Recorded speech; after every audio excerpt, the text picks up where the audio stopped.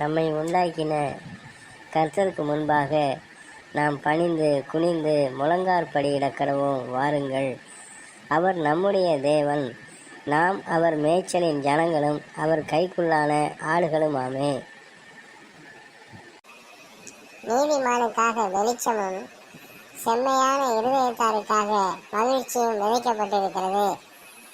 நீதிமான்களே, கர்த்தருக்குள் மகிழ்ந்து அவருடைய பரிசுத்தத்தின் நினைவு கூறுதலை கொண்டாடுங்கள். பரிசுத்த அலங்காரத்துடனே கர்த்தரை தொழுது கொள்ளுங்கள்.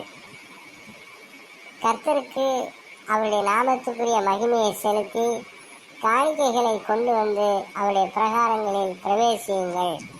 கர்த்தர் ராஜரீகம் பண்ணுகிறார். தேவ சபையிலே தேவன் எழுந்தருளி இருக்கிறார். தேவர்களின் நடுவிலே அவர் நியாயம் விசாரிக்கிறார்.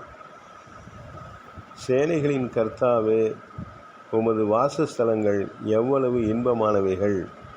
உம்முடைய வீட்டில் வாசமாய் இருக்கிறவர்கள் பாக்கியவான்கள். அவர்கள் எப்பொழுதும் உம்மை துதித்து கொண்டிருப்பார்கள்.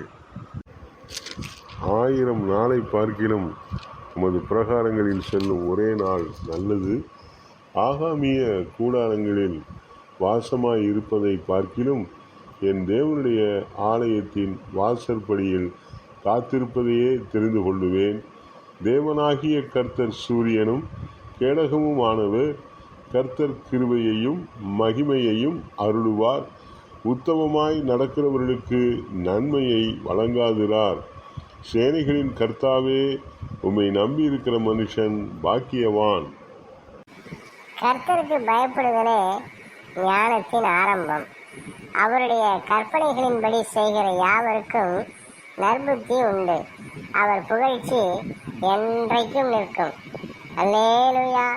கர்த்தருக்கு பயந்து அவருடைய கட்டளைகளில் மிகவும் பிரியமாய் இருக்கிற மனுஷன் பாக்கியவான். அவன் சந்ததி பூமியில் பலத்திருக்கும். செம்மையானவர்களின் வம்சம் ஆசீர்வதிக்கப்படும். ஆசியும் ஐஸ்வர்யமும் அவன் வீட்டில் இருக்கும். அவனுடைய நீதி என்றைக்கும் நிற்கும். செம்மையானவர்களுக்கு இருளிலே வெளிச்சம் உதிக்கும். அவன் இரக்கமும் மன உருக்கமும் நீதியும் உள்ளவன். அவன் என்றென்றைக்கும் அசைக்கப்படாதிருப்பான். நீதிமான் நித்திய கீர்த்தி உள்ளவன்.